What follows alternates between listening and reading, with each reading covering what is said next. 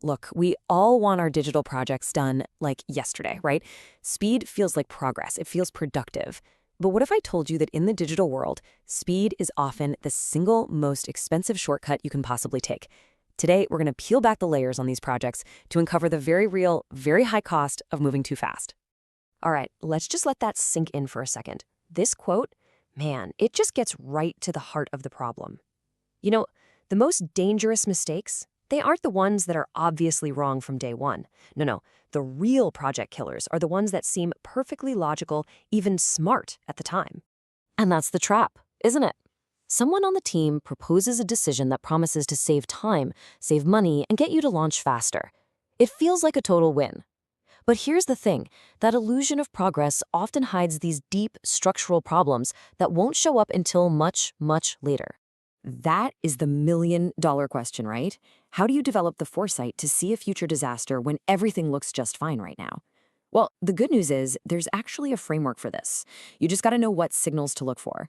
So let's get into the diagnosis. We're going to walk through 5 very distinct red flags. Think of these as your personal early warning system that your project might be valuing short-term speed way more than long-term health. First up, defining features before you've defined the architecture. I mean, this is a classic. It's like going out and designing all the beautiful furniture for your dream house before you've even drawn up the blueprints. You might end up with an amazing sofa, but what good is it if it won't fit through the front door? The crucial point here is that the how, that foundational structure, it has to come before the what, always. Red flag number 2 is another classic, letting deadlines drive every single decision. Look, we've all been there, the pressure's on, but when that launch date becomes more important than whether the product is actually ready, you're basically signing up to let your customers do your quality assurance for you. And trust me, that's always way more expensive in the long run. Now, what's so interesting about this next one is just how often it happens. People treating crucial things like SEO and scalability as, phase 2 tasks. This is a huge, huge mistake. Think about it like this.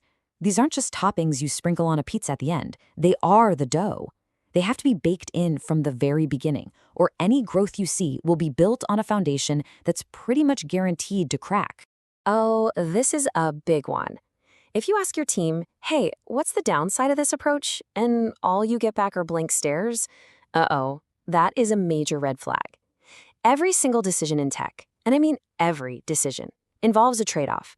You gain something, but you always give something else up. If your team can't tell you what that cost is, it means they don't really understand the choice they're making.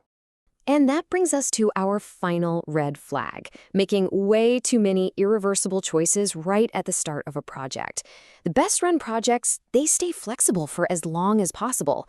Committing to a specific technology or a rigid plan too early is like pouring concrete before you're even sure where the walls are supposed to go. Look, the costliest mistakes are almost always the ones that are a total pain to undo. Okay, so we've diagnosed the problems, we've seen the red flags, now it's time for the prescription. Let's lay out a blueprint for a much stronger approach. And this isn't about moving at a snail's pace, not at all. It's about being smart and building a foundation that's actually meant to last. And this slide, wow, it just lays it all out perfectly, doesn't it? It's a fundamental shift in focus. The fast way is all about immediate gratification. Features, shortcuts, quick traffic spikes. But the right way is about playing the long game. A solid architecture, systems truly built for scale, and growth that you can actually sustain over time. It's really a choice between a sprint and a marathon. And this right here, this is the core philosophy, the big takeaway. The pressure to be perfect all the time just leads to bad, rushed choices. The real goal is to keep your options open. You want to make decisions that you can easily pivot from when you learn something new.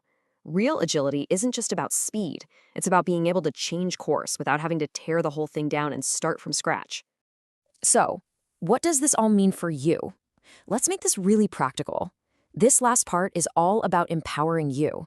It's about changing what you ask for from your teams and your partners to make sure you're building for the future and not just for a launch party. First things first, we have to completely reframe how we even think about cost. That price tag on the initial proposal, that's not the real cost. The real compounding cost is all the time you'll spend rebuilding, the opportunities you'll lose because your system can't scale, and all those hours your team spends patching holes instead of creating new value. So what's the first thing you should be asking for? Demand clear strategic thinking before a single thing gets built. Before one line of code is written, you should have a rock-solid explanation of why this is being built and how it fits into the long-term vision. That strategy part is way more valuable than the execution. Next up, you have to demand strong foundations. Make it absolutely clear that things like scalability, performance, and SEO are not optional, nice-to-have add-ons. They are non-negotiable. They are the price of admission for long-term success. So don't let anyone ever tell you, oh, we'll handle that later. And this last one, it might be the most important of all. Demand honest pushback. A partner who just agrees with everything you say isn't really a partner. They're just a vendor taking your money. A true strategic partner will protect you from your own expensive ideas. They'll be the ones to tell you when a shortcut is just too costly, and they'll fight for doing things the right way, even if it's not the fastest way. So as we wrap this up, I want to leave you with one final question to think about. Because at the end of the day, you're always paying for one or the other. Are you paying for the illusion of speed now, knowing that you're going to pay the real price in rework and fragility later? Or are you willing to invest in the deliberate, thoughtful process that creates real, lasting stability? The choice is yours.